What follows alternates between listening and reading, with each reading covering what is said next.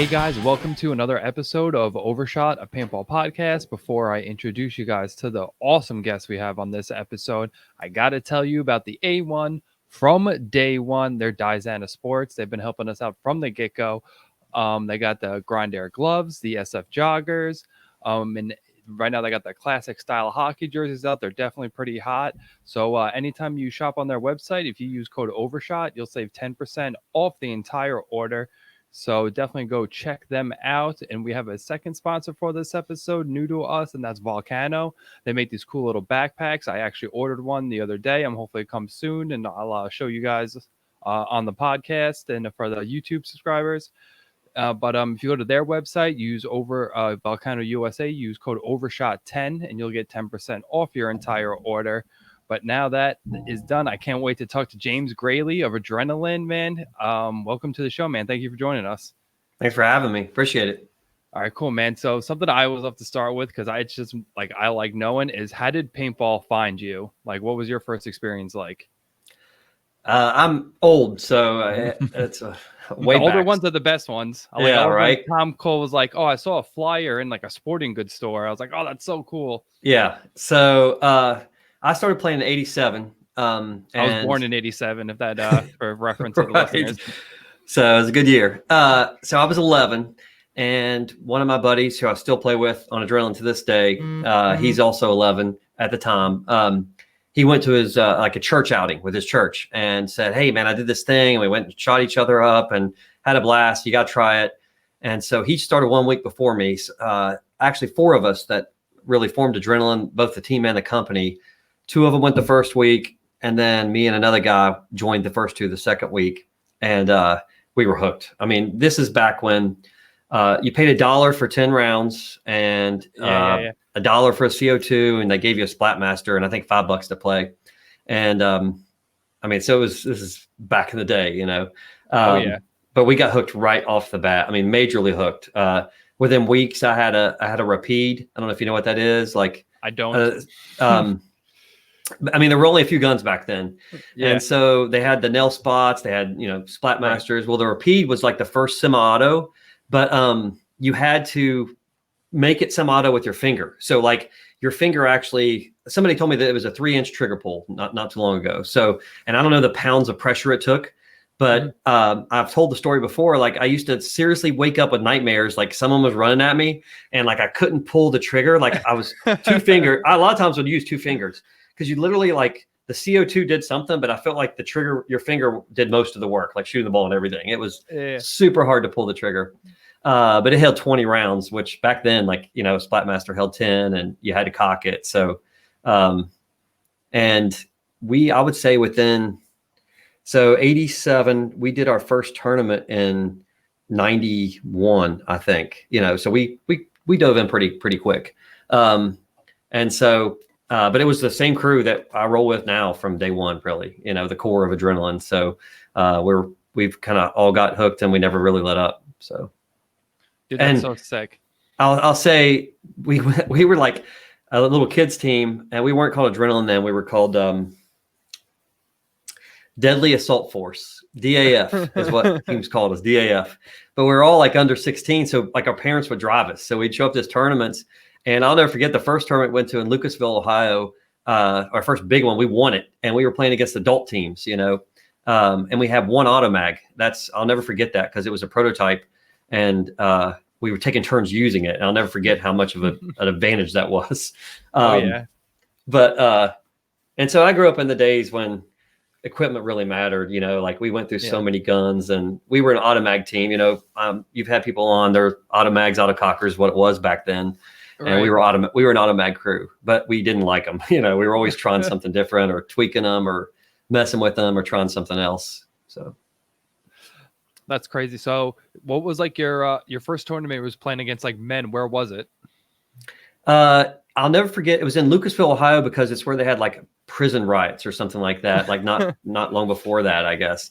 And it's because my parents were like, "Oh, that's where the riots were." So, but we were probably, I don't know, maybe 14, 15, something like that. But this is like major woods events, like full blown, big time woods events. and everyone was adults but us, and they hated that we won. They hated it. But we played. We were used to playing each other very aggressive. We played with pumps, and you had to get up close for the most part. And we just used that format. It really helped us in the woods for quite some time. We still are a woods ball team. And it really helped us with starting in that format. And it was a woods tournament back then. That's all there was. But I was gonna say that was all there was back then. Yeah, but we were aggressive group of little kids because we were used to playing each other, and it played well against the adults. And so we just dove right in. And by the next year, 92, I think we went to the Amateur Open. So we were kind of dove in full speed after that. Cool. I was follow to what I was gonna say. I was gonna say, what was your first national event with the team? So the next year you played the Amateur Open. No, our first one was Jim Lively was big back then, and if I say anything and you don't know what I'm talking about, stop me and I'll explain it. But, he's like the original paintball promoter, dude. Right? Yeah, he's the OG promoter. Yep. And so he had the Masters and the Music City Open, and we went to the Music City Open, and if that was kind of a semi-national event, that was a big event for us, the Music City Open. And then that same year we went to the Masters, and then the next year we went to the Amateur Open. I'll never forget though, went to the Music City Open, and there was you got to keep in mind that this time we're probably 16, something like that, because we drove. I remember we drove. So some of us were 16, some of us were 15, and we played this team and beat them, and they were called the Bush Pilots, and they back then everybody had the banners, the huge banners, and it was actually like a women's legs with high heels and a plane flying out from the crotch. They're called the Bush Pilots, and they all owned and worked at this strip club. And Bill Oshbacher from the Saberwolves was a bouncer there because he told me the story. He's like, I remember you guys. So he still plays for the Saberwolves today, but he was a bouncer at that same strip club. He would know the name of it. But they're like, you guys are awesome. Come to the club tonight. We'll let you in. Well, we're like, heck yeah, we're yeah, hell yeah. So we show up, and there was another head bouncer. Bill was like a younger guy at the time, and he's like, I'm not letting you guys in. And we're like, every time somebody goes in, we're like peeking, we can see. Yeah. So finally, the guy that told us to come, he felt bad, so he comes out with like this huge stack of nudie magazines, like Penthouse and Playboy and all that, probably like 6 inches tall nudie magazines. Is like, here guys, sorry, go back to the hotel, knock yourself out. My partner won't let you in. You're out of luck. So I'll never forget, that was like one of the highlights of the the tournament. So oh yeah, we were away from mom and dad on the trip, so it was a good time. And then the next year we went to the Amateur Open, and we did well that first year. I think 92 or 3, something like that. And then it wasn't until probably like 95 or 6 we really started, getting some good results, finals results and things like that. Cool. Awesome. And at that time, it's still woods, right? And how soon did it start to transfer to like I guess it's the soft air with the giant hoses everywhere? Yeah. Skipped Hyperball, dude. You're all over the map. Oh, I totally skipped Hyperball. You're right. Yeah. Well, Hyperball was like my first experience with Hyperball was not till playing Chicago, Tin Man, MPPL. That back then it wasn't all over the place. It was pretty much just at Renix, at least for us, where the tournaments we were playing. I'll never forget my first experience with airball was Spider Cup. You guys know what that is? Yeah. That's where they give away the cars. Iron Kids won it with the cars. Yeah. Well, Dynasty.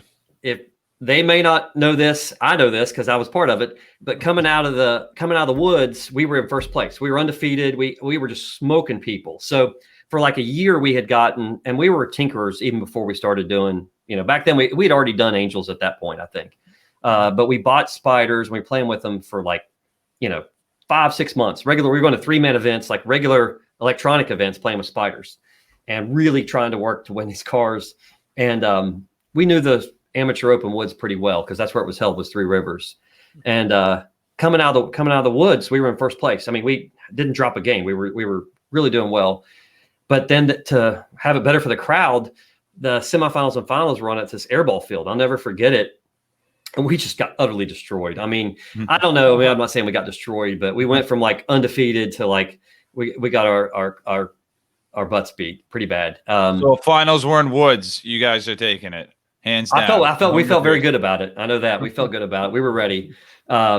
and we were a woods team, and we grew up, that by then we had been playing woods for, over 12 years, something like that, so we had a lot of time in the woods. But one thing we didn't have was airball, and those guys, they did great. They knew how to play it, and they played it well.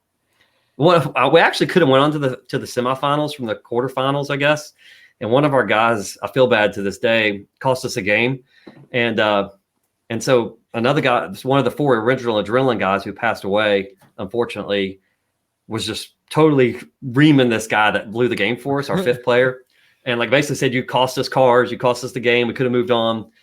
And so we were like, pack it up later on. We're like, where's he at? We couldn't find him. And somebody came up, it's like, are you with that guy? And we're like, yeah. And he's like, well, he's up in the medical tent, but he's about to go to the hospital. We went up the medical tent, and his pulse was like, I don't know, like 210 or something. He was having like some sort of episode, like panic attack, and his heart rate, like they had to take him straight to the hospital. And I was like, oh, great, Chad, Jesus. You like killed our 5th player, like give the guy some slack.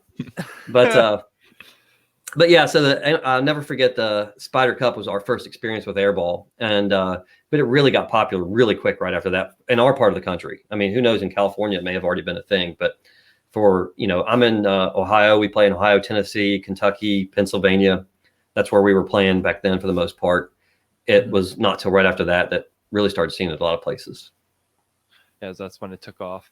So I'm going to be jumping a little bit all over the place here, but so what caused you to start Adrenaline? Like, in what year did that kind of happen? So we started the team name. We had we wanted something cooler. So at that stage, like there was all these like huge long team names like Guns of Navarone, and it was really cool to have this like 3 or 4 name Lords of Discipline and all this stuff. Well, by then people were starting to get that one name, cool name, and we're like, we need one name. Deadly Assault Force is just way too long. So we chose Adrenaline, I think, in like maybe 96, something like that, as a team. And then we've always been tinkerers. I mean, back to when we had these guns before the Angels, we were tinkerers. And then we got the Angel, and it was just so powerful, but it had like a 1-inch trigger pull, and it just had a lot of things that we thought we could mess around with. So we made our trigger in 96 or 97, probably 97, because I had like serial number 30 of the Angel. It was one of the first ones that came out. So we made a trigger. We showed it to them. I remember the first Sky Ball, we had like a little mini booth selling triggers, and they were little back then. They had a little booth beside us. And then we started doing more accessories. We did a stainless steel hammer. We did a volume adrenalizer, which is a volumizer. We did air assist. And then we got to the point where we had so many things. We're like, hey, we should make our own gun. And that was in 97 when we're like, okay, we're going to do this. So we really formed a company and got incorporated and all that, I think, in early 97 to make that first Angel. And that's back when you didn't have the E on it. What's the story with that? So, yes, we did not have an E. We actually didn't have an E through any of the Angels. And then we first came out with the Impulse without an E. And then there's a company that has the trademark on Adrenaline without an E. So we didn't know this at the time. We're like, literally, we're like 19 years old, And you know shit about copyright laws. Fuck that. Right. Yeah. But we must have been a little bit older, because maybe we were 21 or something, because I have a law degree and I went to law school, and I was in my first year, because I remember they sent a letter saying, we're going to sue you. And I was like, bring it on. I'll get extra credit, and I was dragging it out a little bit. Yeah. And I was actually trying to use our free system. Like, you can, when you're in law school, you can look up any case for free without paying for it. And I was trying to fight it a little bit. And finally they ended up, reaching a settlement agreement, and they helped us out a little bit. But part of the deal was we had to add an E on the end. So, because we had a lot of overhead on, like we had, you probably don't remember, but we had our own paint. Adrenaline Ball was what it was called. And to make those boxes, we had like a stamp, and it was expensive to make our own box. So we had a lot of cost in the name. So they compensated us, kind of made us whole, and said, okay, we'll do this, we'll do that, but you got to add the E. And that's what we did. So it was worth our while to add the E. For a bunch of kids, we're like, heck yeah, we'll do that. We'll call it whatever you want, Right. So they paid us a little bit to kind of stop being a pain in their ass, because that's what I was doing at law school. I was like, you're supposed to like send discovery when you're fighting over it, and I like the max was like 75 or whatever questions. And I said 75, like they're paying these big lawyers. And they finally just said, look, this guy's wearing us out. Just pay them something so they'll go away. And so we did. And so we added the E. And so during the impulse run, they like changed mid-run to adrenaline with an E. Okay. So I know you guys probably took a little break and came back. So what year did you guys take a break from paintball? So it really started the downfall for us in 2003, because 2002 was like the last year they had 10-man, and that was what we loved, 10-man airball, MPPL style. At that point, we were set up for that. We actually had two teams, an A and a B team. So we're running the events with 25 people. When X-Ball came out, that after World Cup that year, a bunch of guys said, I don't want to play that format, I'm out. And a bunch of our guys quit, including two of the main adrenaline, founders and kind of the core of the team and some of my best friends. And it ended up spiraling, and other people said, well, these aren't playing, I'm going somewhere else. And next thing you know, the team fell apart. And that led to other people just saying, fine, I'll hang it up too. By that point, we've been doing it, a long time. And so I wanted to keep playing, and a couple other guys did. So we decided to keep playing and try other teams and things like that. And we did that for a little bit, but we started the company for ourselves as a team, for equipment and for money, to play. Right. We never did it to make a profit. We wanted the best stuff and to pay hey, we can play in France for free. Let's go to Toulouse. That's kind of how we spend our profits.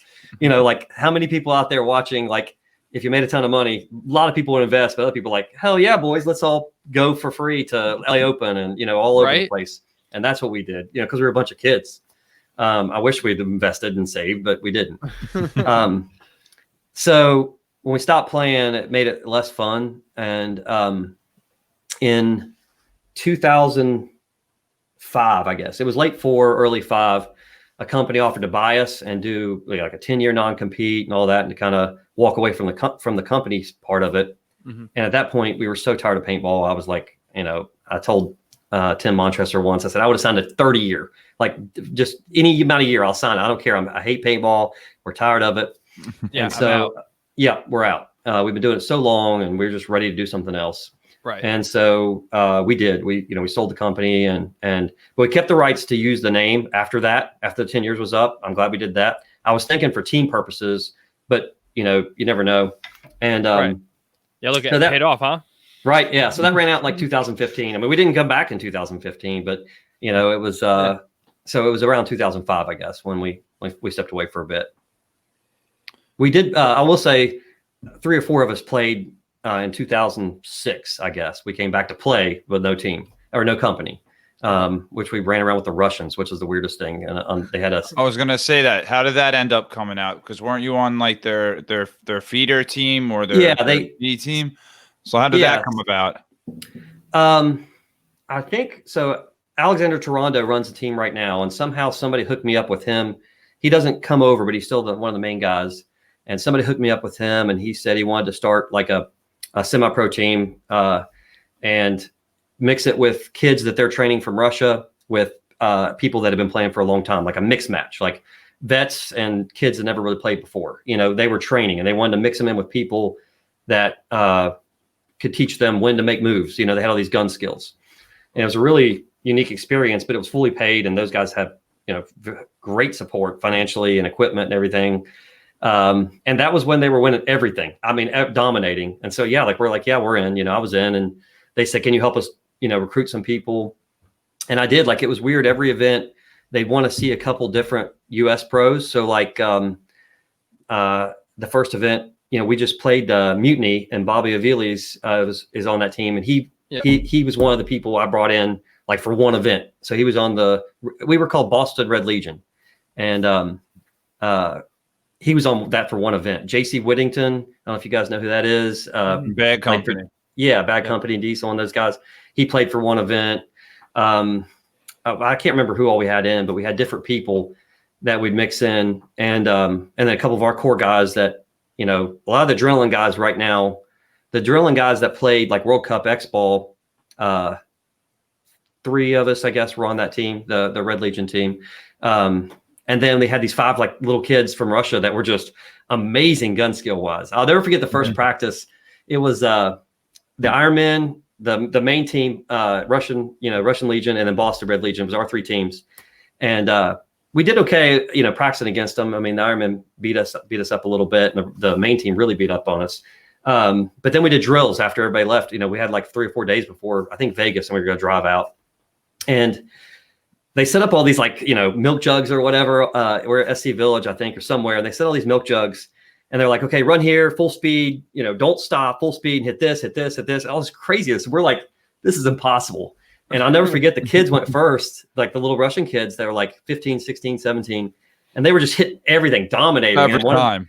And one of the guys with us is like, you don't need us. You need like 10 of these guys. Like, get rid of us. I'll tell you, get rid of us and get a whole lot of that, But it's funny, those kids, some of them still play today.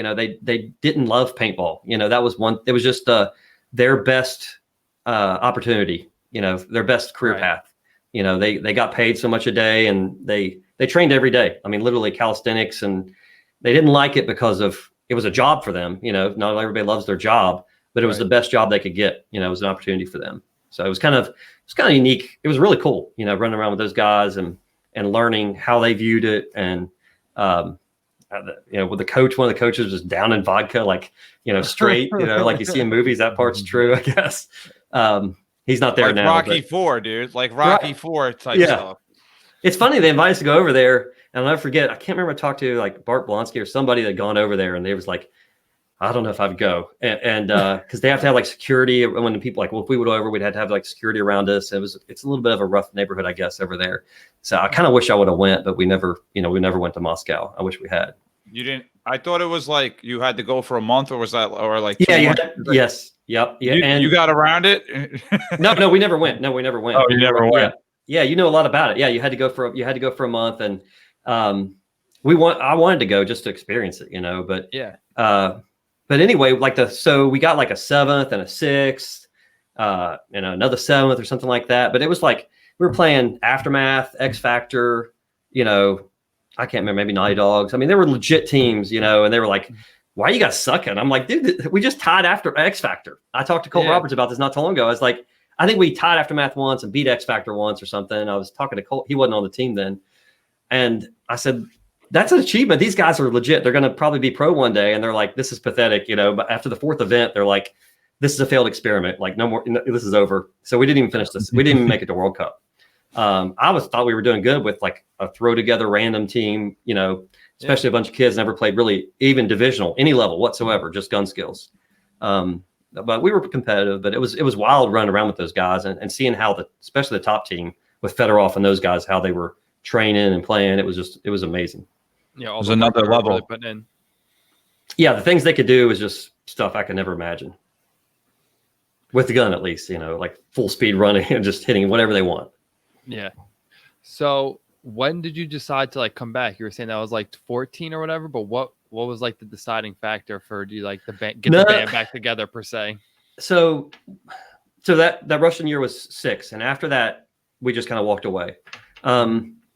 We did play an MSXL in 2010 because there was some team called Adrenaline, and they were doing pretty good. And I got everybody together. We played that one season.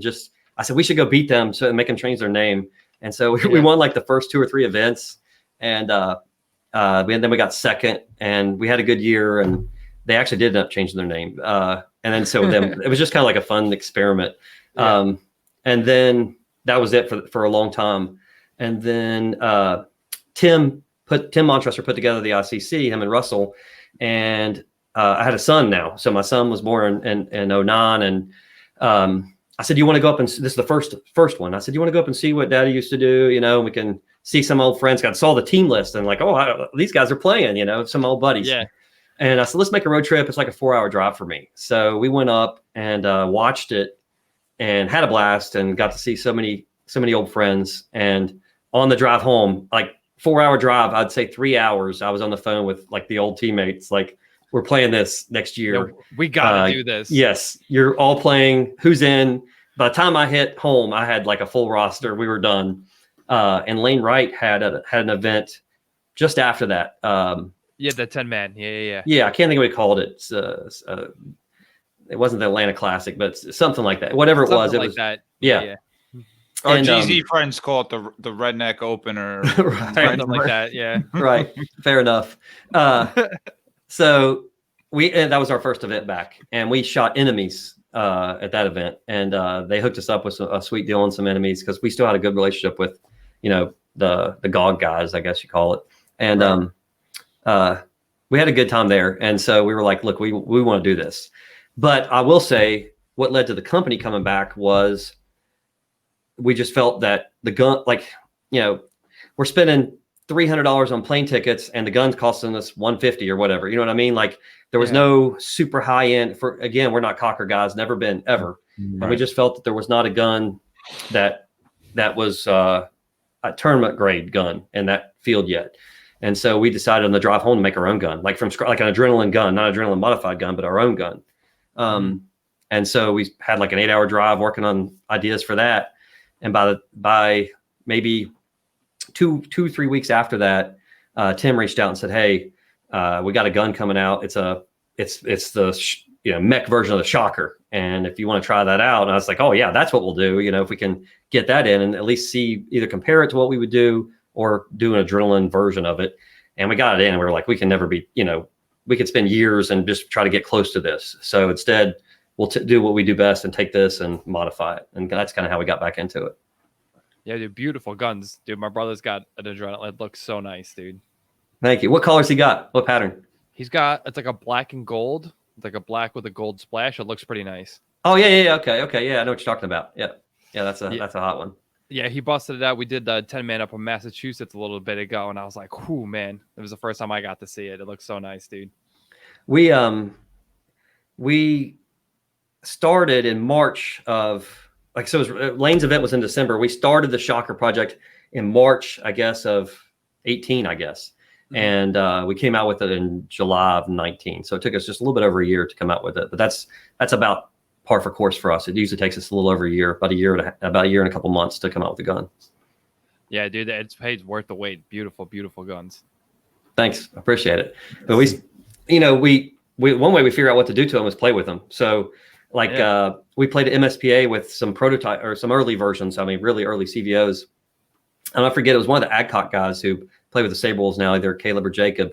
Mm-hmm. And they dove into a bunker, or they came up to shoot, and the safety was like stuck. They wouldn't fire. And I can remember him screaming like, "Who puts a safety on a tournament paintball gun?" Screaming. I was like, "Okay, well, mental note, we're going to fix that." And so and so we did. That's kind of how we come across like all of our mods is like, we make a list as we're playing, or we'll call people up like, "Hey, you've been playing like." The All-Americans, they had by then had tons of time on them. Like, what are you guys seeing? What would you change? Yeah. And so that's kind of how we safety a million times, dude. A million times I did that when I first shooting it. I unscrewed my I took it out. The ASA knob or whatever. So that's like, we got to fix that. It happened to me once. It completely unscrewed and came up, and I had one shot, and then it was empty. So I was like, well, we're gonna mess with that. So yeah. My brother's done that because before he had the adrenaline, he had a regular CVO, and then we were just fucking around. He's looking around. He's like, "You got to be fucking kidding me!" He's like, "That stupid little knobby thing is gone, dude." Right. So that's kind of, it's not rocket science, right? We just see like, okay, this is something that happened. What can we do to fix it? That's kind of how we do all of them. So. Yeah, awesome.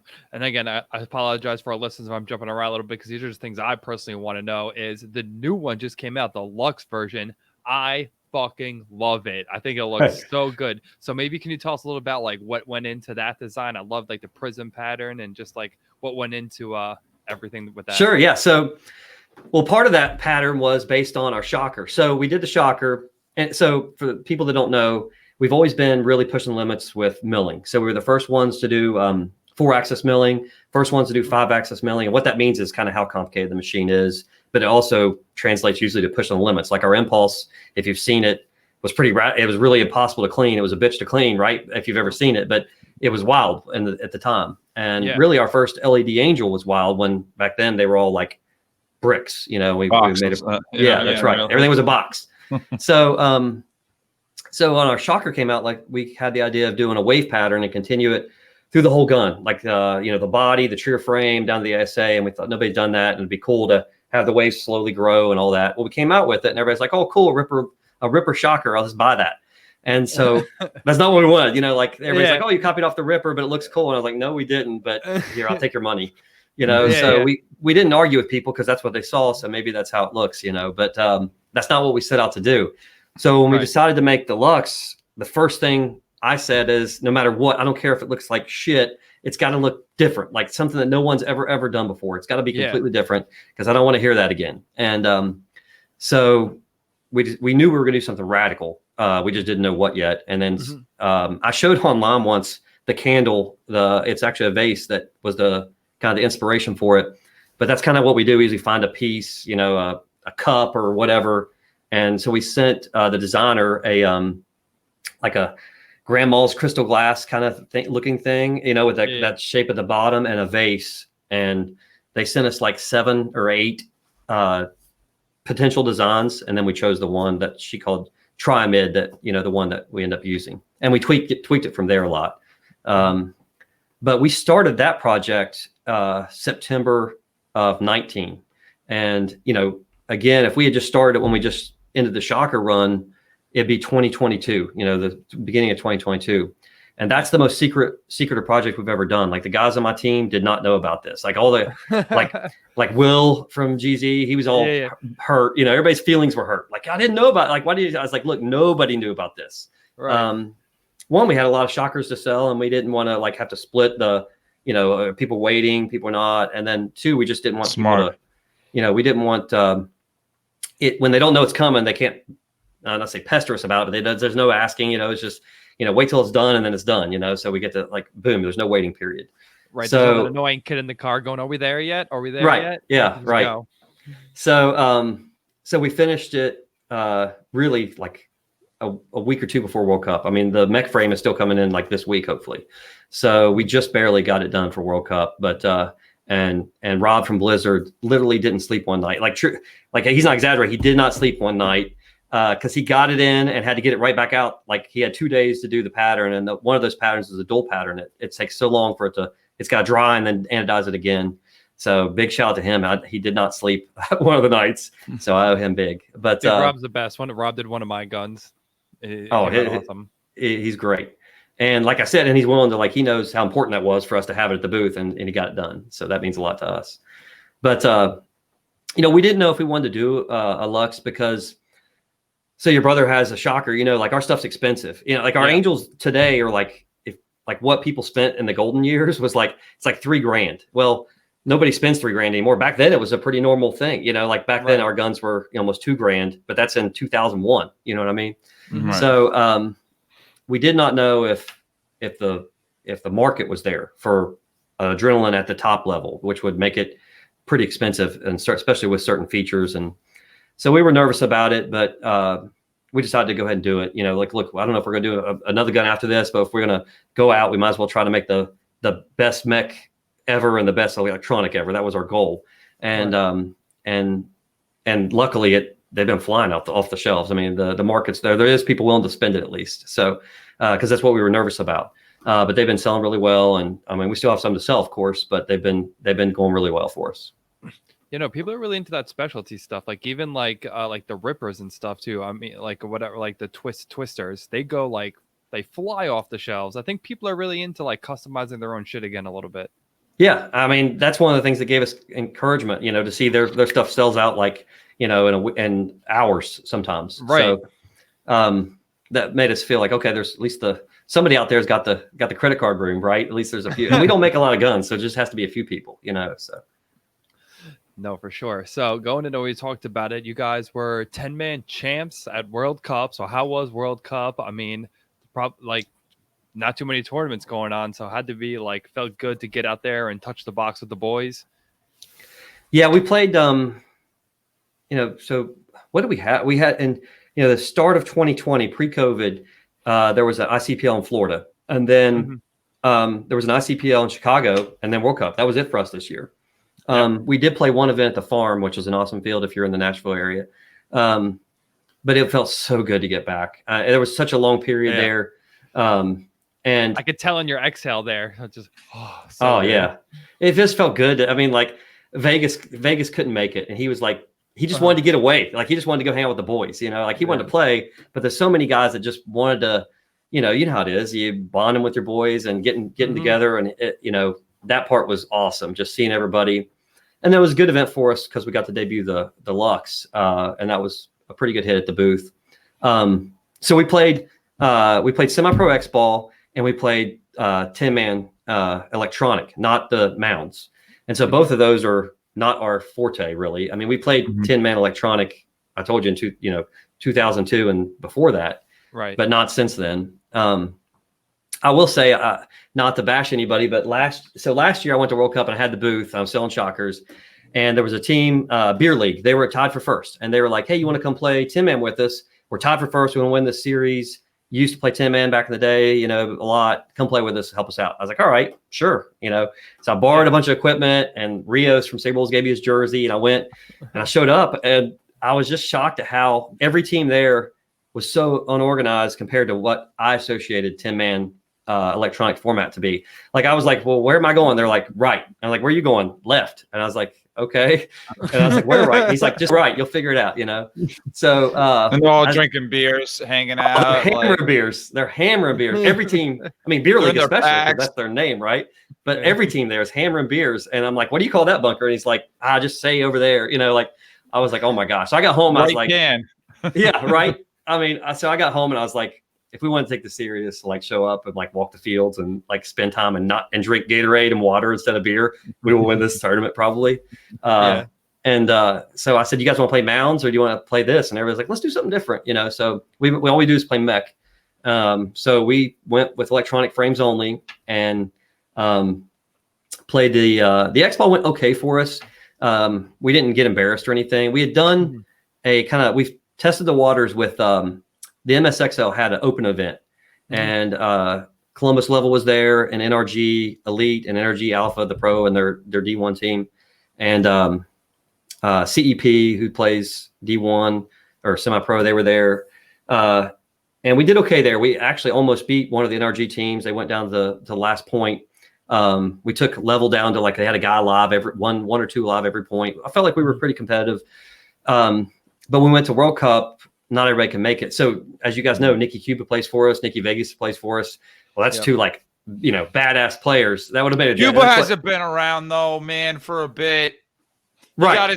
He got his night sucker gun, and then he kind of pieced out. But I mean, right. He hasn't played since no, he played the Florida one. We had the first one in 2020, the Florida one. Okay. But I felt like it was longer. I mean, maybe that COVID gap makes everything seem longer. He works on a rig, so he's on he's on for 28 and off for 28. And this schedule's been horrible. He's been on the rig every single event. But we could have really used him at World Cup because I think him in Vegas would have made a difference for. That's what Nick Kakuza was filming us, and he's like, "Oh man, if you guys would have had those two, it could have been pretty close." But on that one, we had a couple. I don't know if you saw, we had a couple really little kids. We had a 14-year-old and a 16-year-old, and guys that are kids that are grinding all the time. They're at BKI, they're on Team USA, and that kid Colton, right? Colton Dahl. Yeah, yep. He played both the 10-man and the X ball, and his name everyone that's watching will know a lot in 4 years or so, or less. And another really good kid, Ben. He's 16.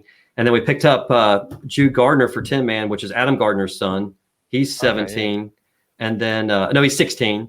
And then this other guy, Trent Nida, I don't know how you pronounce it. He played for the Hurricanes in X-Ball, but he played for us in 10-man, and he was killing it. He's 17. And he's on all four of those kids could be, names you're hearing a lot in a few years. But what happened with us was we started up almost every match, like with Mutiny, we were up 2-1. They ended up beating us 6-2. But they adjusted so well, and we just kept running the same thing. And I think, Kakuza was saying those guys play it we didn't practice, we just threw our frames on and went and showed up. And he's like, they play these so many points. They're like, "Oh, they're using offense 7. We'll counter with 6 or whatever." And we're just like, do it again, So they were adjusting much better than we adjusted. But it was a blast. Don't get me wrong, except for the rain. It poured the rain the first day. But then we got to go to what I felt was going to be our strong suit was a 10-man, and that was awesome. We had a blast, obviously, and end up lucky enough to win it. And those 4 kids, 4 kids under 18 got their first ring. And, that was awesome. They give you a couple bottles of champagne, and we elected not to even like spray the champagne because, we were afraid they'd be like, but it was a blast. It was just so fun, not just playing with, the young kids, but just seeing my boys too, and getting together, and we had a blast. And then also playing with one of your longtime supporters and sponsors, like Adam played too, right? Didn't Adam? Yeah. Adam and his kid played. I don't know. I think maybe D4, I believe. I don't remember exactly. So I had played. So Adam's son is Jude Gardner, and so they had played this year the Apes event. I don't know if you guys. It's in the Pittsburgh area. It's amateur paintball events. Craig, who works at Shocker, runs it, and Tim helped him get started to be the promoter, and he runs it at Pittsburgh Paintball Park. But anyway, Jude put a team in. And it was called Jude's Rude Dudes. And Adam and Jude, and they invited me to play on it. And Spesh played one event. Brett Barron played both. He played Snake for All Americans for years. So we had a good little squad. A bunch of old guys. And we won both events that we played. And so they went down to World Cup and played D4. And I honestly thought they were just going to destroy it. Yeah, they had the same team. Except I thought so too. I didn't play, but they got picked up Todd Hugo, who played with Philadelphia Americans forever, and it's definitely like no drop off there, right? So I thought these guys are going to kill it. But for whatever reason, they had a rough time in D4. So, and we were short because we only brought 8, and I was planning on picking up the Seattle guys. They were going to play 10-man with us, but when we went to play, they were still playing. Like they were playing on Saturday. So. I asked Adam and Jude if they wanted to play, and they signed right up. So, which was cool because we got that gave us 3 amps on the team, which was like maybe there weren't many at World Cup, but Colton had one because he's in pretty tight with those guys, and then Jude and Adam both shot the amps. So, what do you think of the new amps? Now that we're talking about them, so I don't know if I didn't know this, but I don't know if you don't know this, but like. Once you get out of the prelims and 10-man, there's no time limit. Like there's no ties, so someone has to win. So there was literally like a game I watched that was probably 20 minutes, Holy cow. Yeah. So I shot 9 pods twice, which is really high for me. And at the end, that's about what I could get out of adrenaline is about 9 pods and a little bit of a hopper, and it starts affecting it. Mm-hmm. And I was shooting through that last part of the hopper, and it was going down. I was like, I just got to go. But those guys were like, that's a 13 pod gun, so they were loving it for 10-man. It's perfect because, they had no fear whatsoever running out of air. They were carrying tons of paint, not Adam. And back in the day, Adam would like play like Philadelphia Americans, like NXL would carry like 1 pod. He was notorious for that. And I asked him, so the first game, he had 2 pods on. And I said, what? I said, why are you carrying 2 pods? He's like, well, I may trip and fall and like spill one or something. I was like, that's valid. Dude, I saw him with 3 at ICC, and I'm watching this dude, and he's in the Snake, and I'm like, this is shooting everybody, dude, shooting everybody, and I'm like, on one. I bet he didn't even reload. Those are just for looks. Those other 2. That's what I'm saying. Just so his pack looks kind of full. Yeah, so his teammates will shut up, I'm sure. Because he doesn't look weird with just 1 pod or maybe like 1 in his pocket or something. You know what I mean? He doesn't think he's like running for the flag or whatever. But Jude actually, he carries a full pack. So, and he played well. Adam, dude, killer, dude. When I saw it, I was like, "Who's this?" Because ICC just walking by. I'm like, "Who's this old man?" And I'm like, "Oh." I'm like, he's in front of Moorhead, Monville. I'm like, dude, all the top NXL pros smoking him. He was one of our main our Snake guys this event were Adam, this 16-year-old Ben kid who's like super fast and young, and Christian from Ground Zero. So it was like 2 little tiny or Christian's not little, but he's super fast. Like when he got up the field, and I said, "How fast are you?" And he said, "Very," and he was right. But Adam was right up there with him. I can't wait to show you guys some of the video, but. One of the games, Christian left early, so he had to tag up. And when he came back, Adam just said, "Well, I know he wasn't going to make it, so I took the Snake 50," and he did. The Nick's got great video of it, so he still got some wheels. Yeah, And Christian's got wheels too, and he's fucking huge. Dude is so tall. Christian is so last year when Colt started playing with us, he played the Florida event, Colt Roberts, and he was in front of me, and I'm not super fast, but I'm okay fast, and he just blew me out of the water. I was like, Colt, you're really fucking fast, and he's like, yeah, I'm pretty fast. Well, he's nothing compared to Christian. Like I was walking the field, and me and Ricky, who's been on the team forever, we were watching Christian like. He's like just jogging the snake run, like, you know, like kind of how you like plan out your snake run. And he was jogging. I was like, my best day, I couldn't do it that fast. Like he's just trotting around. It looks like he's, you know, doing a 4.340. He's super fast. Yeah, super athletic. I remember watching him. I think it was Florida at the beginning of this year. You know, we're all in the GZ camp stretching or running, doing whatever, and I'm just watching him do like these little like cone sprints. I'm like, dude, it's so like explosive too. Like first 2 steps, the guy's at like full max speed. Yeah, so he was the first guy we called. Him and Rios were the first 2 guys we called to play. After I knew that Cuba couldn't go and Vegas couldn't go, I was like, well, we got to pick some guys up. I called him first. I was like, hey, I know you play like D3 or whatever, but will you come play semi-pro with us? And I thought he'd be all over it. And he's like, I would, but I think I'm playing pro. And I was like, what the fuck are you talking about? You're like D3, you're playing pro. And he's like, well, I may be playing with Outlaws. I was like, well, let me know if it doesn't work out, play with us. And he's like, yeah, I'm in if it doesn't work out. And Outlaws, you know, wisely picked him up. But he didn't get enough. He didn't get a lot of points. He told me he got a few spins, but that's their mistake because he's super talented. Yeah, no, for sure. But I mean, it had to be so nice for him. It had to be a dream come true. I don't blame him. I don't blame him. Yeah, that's your chance to, you know, and to go from D3 to pro. I mean, that shows a lot. So. Oh yeah. So, do you know? I don't even know if you could say this, but do you know where any like of the pro teams next year are going to be rocking Adrenaline Luxes? Like I know, like you know, Heat's like a DLX team. So, like, are they getting outfitted?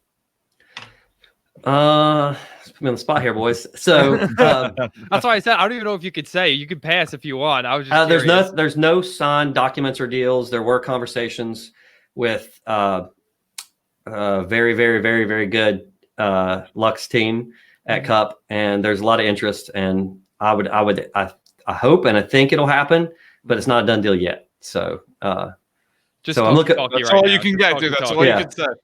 Yeah, but so the deal's not done, but I think it will be done, and if so, that'll be amazing. You know, when we ran the Angels, you know, I was telling this team, I was like, you know, we won the world, like GZ won the world championship shooting Adrenaline Angels, Ironman won the world championship shooting Adrenaline Angels. Like we were, every year we were used to it, you know, and I told them, I said, you know, we have the pedigree of, you know, winning this world championship. Let's do it, you know, and so we'll see. I think it'll happen, but nothing's set in stone yet. So we'll see. Yeah. Hey, until they put pen to paper, man. But we want to do it, and I think they want to do it. So so we'll see. Awesome. If we do that, then that'll make it a really cool. You know how we do the signature series, like the you know like the Vegas edition or whatever. It would be cool with this team. Like there's some big names, you know, to have, you know, and with us, our signature series is going to have like their voice, you know. So I think it'd be, you know, their pattern and their voice. It should be. It'd be fun for me. It'd be fun for me as a creator to make, you know, the signature series. There could be a pink one. I know maybe dude rocks. I know somebody rocks a pink gun, so pink Adrenaline would look pretty nice. We could do it. That'd be nice. I mean, you know.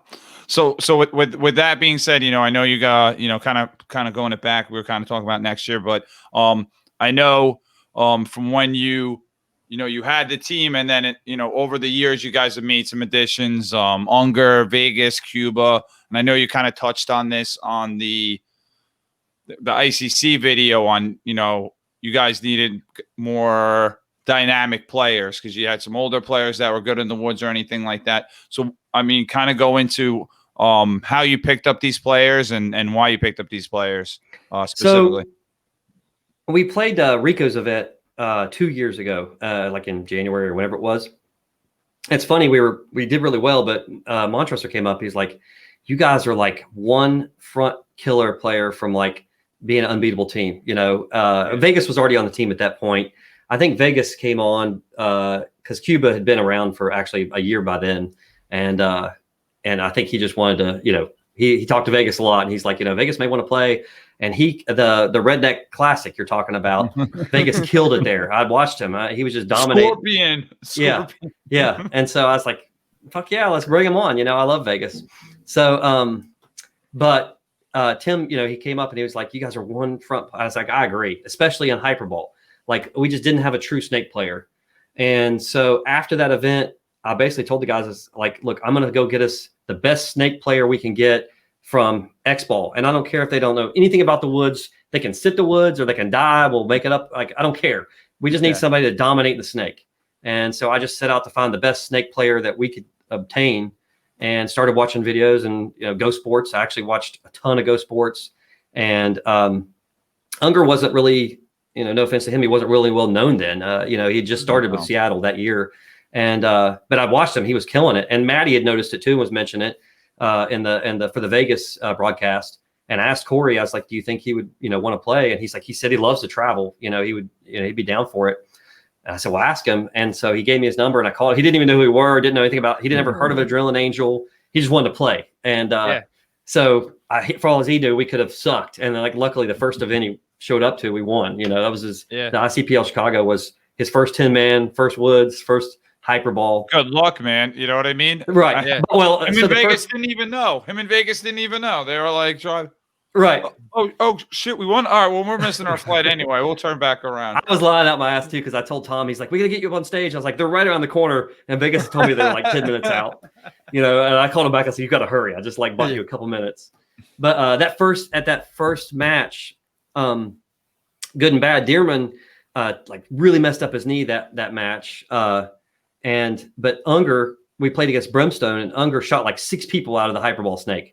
And I was like, that's why he's here, just to make a difference in those hyperball games for us. And it helped. It made a huge difference. I mean, that was really our weakness. But actually he was able to play great in the woods too. So it worked out. So some of those guys, I think, we had a talk with them, they overvalue their lives too much or not enough. So sometimes because in X Ball, you get to play so many points, they don't value your life enough. And then sometimes they think, well, I'm the biggest name pro here. I can't die. So they think their life is too valuable. So they don't play aggressive enough. So we had to, but luckily we didn't have a problem with him in either direction. So it worked out. So. No. So what were some of the things you had to teach Unger, in the woods to get right away to kind of catch him up to speed? What were some of the first couple of things where you're like, "Hey, watch out for this," or "Do this," or anything like that? Well, so they always say, all the pros say, in divisional, the difference between divisional and pro, if you just listen, is communication. I mean, also they don't say this as much, but it's the amount of rounds going downfield if you just watch. But there's no communication in divisional compared to pro. But in 10-man, there's a ton of communication. So we're like, "Look, don't feel like you have to take this off the break. Just talk it out. We'll get you there. Tell us what you need." And so we had to talk the chess versus checkers concept a little bit. And then what I just said, look, your life is actually worth points. If we want to get high 90s, we need people alive, so if you can throw your life away and make a difference, do it, but don't do it just to trade. If it's not going to, be worth something, we'll get that guy anyway. Right. And that was basically the primary thing, try to stay alive without, don't play cautious, don't play scared, but, try to stay alive. But for hyperball, we didn't give him any instruction. Look, this looks a lot like X Ball. Same thing, pretend this, pretend this is it. Do what you would do, and we'll figure it out. And he did. So, he literally shot the Brimstone Snake guy, went right to their end, and just tore out everybody. And I was like, yes, that's why he's here. Yeah, so, backs. But Cuba actually, so I know Nicky forever since he, was on GZ and we sponsored him. And we went, we played some many years ago, when we first got back into it, we played some MSPA right near Knoxville where he lives. He lives in the Knoxville area. It was right next to that. And we were short a guy. And I said, "Hey, you want to come down? You're an hour away." And he showed up and played with us. We won. And then I invited him to the next event, and he came, and he was back in. Yeah. He was back in, baby. He got sucked back in just like we did. Yeah. That's all it takes. And then Dearman, that Lane's event, he played with us. The first event we came back, he had been out for a long time. And I always felt that, when I was on the Russians, they said, try to pull people in that you think from other teams that are really talented, because they had the biggest bankroll really back then. I mean, they were loaded. And I got Eric in, and I said, "Okay, you want Eric?" I knew him forever because he's in our area. So we both kind of played each other growing up. And he was leaving and actually going to play with the Russians. And then Adam made him some big offer. So I guess I helped him out. He made a big offer to stay. But when we came back, I was like, let's call. He walked away. Let's call him and bring him back in. So that's kind of how we got him back in. So then you made a big offer to take him from the All-Americans, right? Because wasn't he playing on the All-Americans? No, he was not. He was out of paintball completely. No. Oh, he was out of paintball completely. For Lane's event, so what happened was Lane's event was in Atlanta, and he's from Atlanta. And I just called him and said, hey, you want to go visit your family and play some paintball and I'll help you out with the plane fare, the airfare to get back. And he said, yeah, I'd love to see the family. I don't want to play anymore, but sounds fun. And so he played with us that event. And then I guess the All-Americans said oh, he's back. Let's bring him in. So the next season he played with the All-Americans. Okay. So I guess 18, because Lane's event was late 17. He played 18 with the All-Americans, and then 19, he came back to us. So any big moves, any big pickups for 2021 coming in for the Woods Bowl season? Well, I tell you what, I mean, I told Will, I said, look, I said, I won't have Christian on the team. I said, can we call him and have him play X-Ball? He's like, yeah, don't steal him. And I said, no. I said, I won't. But so I would love to have him. He just destroyed it. But I'm going to keep my word. I'm not, trying to recruit Christian. He's a GZ boy. But you already got Vegas, dude. I mean, you already got right. But I will say, I'll tell you that Trent kid that played with us at World Cup, he was murdering people. And so that was his first 10-man event. And I said, well, be ready to play your first 10-man pro event. We may be calling. But he was really, really impressive. And so he may be playing some with us. In fact, I told somebody the other day, all these kids had a great time, and then they know other kids that play like the BKI and the Team USA, and they kind of all talk. There's not a ton of kids that play all the time, I guess, that, at the high level. Mm-hmm. And so one of the dads was like, we should try to put together a team. And I said, well, maybe we'll do not Adrenaline Kids, but I thought about maybe Adrenaline NG for Next Generation or something like that. So where they don't feel like they're the kid table, but we may start a second team with some of these, these really superstar kids that are going to be something one day. I might as well get them in the organization, get them hooked a little bit, right? Before they, when they're ready to turn pro, I already have a little bit of dibs on them, I guess. So we may have another team filled with some of these kids, and really, and not just 10-man, but play X-Ball. These are all X-Ball players. We're teaching them 10-man. But maybe, Colt said he's going to play again this year. He didn't play for X Factor at World Cup because of COVID. Not that he has, he has to be super cautious. He's a single wage earner family guy. He's got to be careful. But hopefully if things get under control, he'll be back with us next year. And then, like I said, I may bring this Trent kid up. And some of the other, all the kids played great, but I think he's probably just a little bit ahead of the other ones and probably ready right now to play with us. Yeah, a little more ready. Yeah, so he's ready right now, at least, I think, for the 10-man part. For the pro 10-man, and then the rest of the kids you could put an amateur team in. Yeah, that's right. Try to have 2 Adrenaline pro teams. Yeah, my son, he's 11 now. He's just learning. It's funny, a lot of us have kids that are 10 or 11 or 12 of the adults. And so we can fill it up with a bunch of kids that really don't know what they're doing, and some kids that really do. But it would be really fun. Who wouldn't want to cheer for a bunch of 13-year-olds, if you don't root for those guys, you're assholes, So I said, I said, everybody be patting you on the back and wishing you good luck. And I don't think everybody try to, bunker you and wear you out too much. I think you guys would have a good time. We had a local team like that, and they would come, and they never did even D6 or D5. They were playing D4 3-man, this team Black Lotus, and they would come every event. And nobody would talk to each other from the other teams. But when they would go and play, all the teams would be out there and be rooting against the other team. They'll be like, "Oh, let's go, kids! Let's go!" Dude, just giving them tips and stuff. Dude, it was the most fun.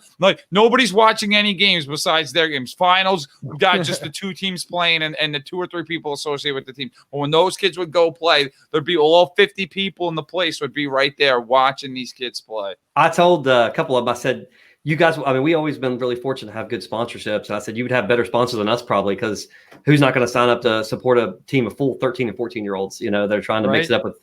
It's one of the only sports. It's tough, right? My kid's 11. He wants to play a lot. What sport do 11-year-olds have to play against 30-year-old adults, or 25-year-old adults, Right. If he plays basketball, he plays against 11-year-olds, he plays anything else. He plays against people his age, but we can play paintball. We go to level up and he's playing against college kids. And it's just, so it's intimidating. He's nervous sometimes. And so we're trying to give them confidence and, but more kids around them kind of helps them out. When he's playing with us, he gets nervous, but he gets more and more kids around, he gets braver. So, right. I agree. We have the gun's the a great same thing. equalizer, man. The gun's a great equalizer. You got Oh it. yeah, Man. he's got an awesome gun. It's funny. Will was talking the other day. He's like, I can't wait to see what Garrett, who's my son, does with the Lux. And I looked at Garrett because we were watching it. I was like, you're not getting a Lux, bro. Like you played with your soccer like 5 times. It's not happening. Yeah, not happening. His is the crush one, right? Like that orange. Yeah. He designed that because that's his favorite drink. So he's like, he showed it to Tyler from Aesthetic, and it's like, can you do this? And he's like, sure. And it turned out sweet. Oh yeah, no, it looks hella sweet. And that was a Christmas gift from Tyler. Like the gum was part of his Christmas, but Tyler donated the anodizing. So big props to him. So he was our Santa that year. So going into the next season, like there's like the big 3, the 2 ICPLs and ICC, but do you have anything else on the team schedule for next season? We may play Rico's that's coming up. Okay. We actually may play the farm event, which is in December. But just because he has this new crazy, I don't know if you guys saw the Moundsfield he built. Looks like a motocross track. Another like, one. Yes, too, right? Yeah, it's huge, right? And so a lot of us want to go down and play that. So he's having one on that new huge Moundsfield. I mean, the back one is like 90 feet wide. The first Moundsfield, because I played back when they had it at Urban Assault, was like that. You would see like at the start, people like you'd see him and not see him and see him and not see him. People were going over him. And that's kind of how he's built this one. It's the starting mound is like 90 feet wide, so people are going over top. And then we may play Rico's event. The problem is Tom, or the ICPL's first event is usually around that same time frame, and we're kind of committed to play the ICPL. So I want to see. Hopefully, he's going to come out with a date soon on that. That's what we're waiting on. So we'll play. They may be doing more ICPLs, or hopefully like some partnership ICPLs, like something like West Coast, maybe partnership with it, so people in California don't have to travel all the time. Right. But we'll probably hit most of those, if not all of them. Nick Truder really wants us to come over to Europe, and we want to, just because I want to go to Europe, and see those woods. Who doesn't? Right. So we may play the ECPL or whatever it is, one event over there. Yeah. And then we really enjoyed playing electronic. And I don't mean the 10-man stuff, but we may play some X-ball, especially if we get like Cuba off the rig on one, and maybe one more young kid, not a little kid, but, somewhat a difference maker. We may try that again sometime next year. That was a lot of fun. So so here's how long it's been. Like I said, we played, Red Legion. The rules are almost the same, but the second point against CEP, we beat them four bodies live, and we're in the pits, and we're all giving high fives, and the ref comes over. I can't even talk about laughing, and he's like, "Are you guys all at the field?" And I was like, "Yeah, we're good." And he's like, "Never hit the buzzer." Yeah, he's like, nobody hit the buzzer, and I was like, we're all looking around, like we're literally like giving high fives, like we smoked them, we have 4 live, and like he's like tie, and we totally blew it. So we lost that match 5-4. So it would have been we ended up, instead of losing by 1, we would have tied, because in semi-pro you can have a tie. We would have got a tie. Yeah. Wow. So we just completely blew it. We just literally we're all like, yeah. The ref comes over like, you morons, like you guys are all at the field, right? And I was like, yeah. And he's like, that's a tie. So I would have been like, I hit the buzzer, dude. It didn't work, man. I definitely hit it. It didn't work. I mean, we haven't done it a long time, but also it was at that time it was so confusing because you could hear, so many fields. Next door, and so people are walking off thinking somebody else hit it, and they were going on at the same time. So, but it is what it is. We won't do that again. Hey, you live and you learn. Yeah, that's right.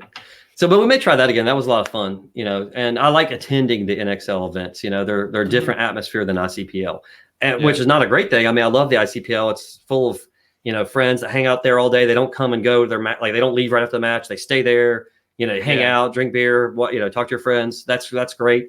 But I also like the NXL environment too. And especially for a booth, it's good for us. So we'll probably try to hit a couple of those. And if we're sponsoring an unnamed big pro team, then we'll probably go to support them too. You gotta show out. Yeah, for sure. Yeah. So we're getting to the end of it. Been talking to you for an hour. I want to thank you for giving us this much time with you. But I guess it's hard because it's your own team. But any sponsors you want to plug, anything you want to thank anybody, now is your time, James. Let them know. Yeah. So I want to thank our 2020 sponsors. As of today, I guess we're a Lux team.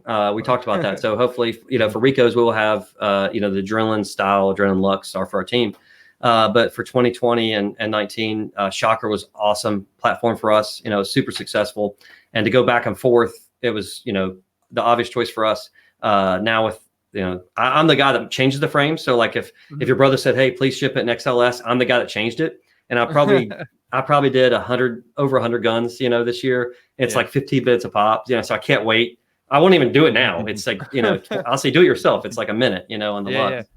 But, Shocker was great to us. That whole organization has been great to us since, 2001 or whatever. Ninja is the tanks we use, and they helped us get, preset ones that, they helped us figure out the right operating pressure on our gun. And early time, we were way off, and they helped us with that. So big shout out to those guys.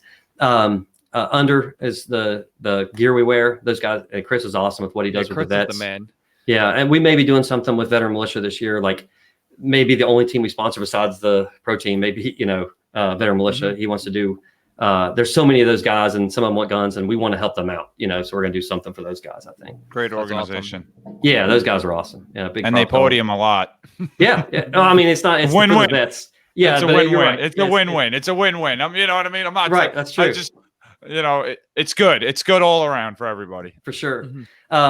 Push is our masks. Carbon for packs and pods. Veils or camo. If you've seen our camo, it's super legit. I mean, it's like we're the only ones we're the only ones wearing like non-stolen patterns, pretty much. I had to sign so many documents for them to give us, and the raw pattern was like 2 terabytes. It was crazy, but it was like super high def. And I'm sure I'm forgetting someone because I routed them off, but everyone was so good this year. Who's your paint? What kind of balls you shoot? We shoot GI, and they give us a deal, and so I definitely shouldn't leave them out. They gave us a deal for Cup, and we're not like on the team where we could get a contingency or what, where you get which is unfortunate because we won, right? So we don't get anything back, but they did give us a sweet deal, and we've always shot some GI. Usually we shoot Ultra Evil for mech, the pink stuff. We love that. So GI has definitely been the go-to for us for paint. I think they're going to be around next year, right? So I'm sure we'll stick with or that. you can make your own paint again. Didn't you have your own paint back in the day? Our paint, so I don't know how long you guys have been around, but our paint was made by Nelson, and they had Chronic. I don't know if you've ever heard of it. Dude, Nelson is the best paint I ever shot. Like Chronic was their like super high end. So Chronic was always orange, but ours was like a yellow Chronic basically, and it was like the best they could make, and it was so good. I mean, people would say, "Oh man, your paint was so good," but it was made by Nelson, and it was legit, and it was high end. It was like as expensive as their Chronic stuff, but we always cater to the the high end crowd anyway. We try to make a product that you can count on, and maybe it costs a little bit extra, but it was good stuff. I miss Nelson. I wish they were still around. We shot. I don't even remember. I just remember because when I was on Master Blasters or whatever, they would be like, "Yeah, we're gonna get this skid at Nelson paint." We rolled up, played some like speedball practice, and the paint they were shooting was like all over the place, and the Nelson paint, dude, was ball like the closest thing I've ever seen to actually shooting like a real gun. Like paintballs, normally get a nice grouping, but that Nelson paint, dude. I don't know, man. We got to go back and we got to try to find that. So speaking of Master Blasters, I know we're over an hour now, but do you know the story? Like they're having something on Fox or something coming out soon. Do you know the story behind that? Yep, I do. I guess Waldo knows a little more than me. You can tell him. So, I'm excited about it. I love that. I love that team. That's great.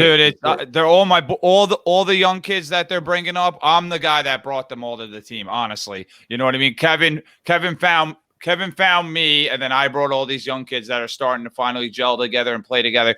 So I know Kevin's got a friend, and this is outside. So I'm not on the team, so I could say whatever I know because I don't have no papers or signed or anything. So Kevin has a friend, and they were looking for footage for stuff because, with COVID and stuff, they've been running things so much that they needed some more footage.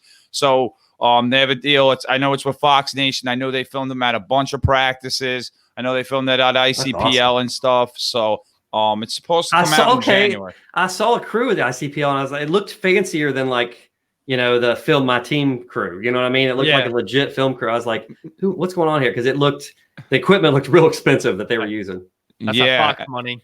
Fox money, man. But that was a different crew because that was a different crew than film them in New York because of COVID. So the New York crew had to stay in New York. This was the Chicago crew.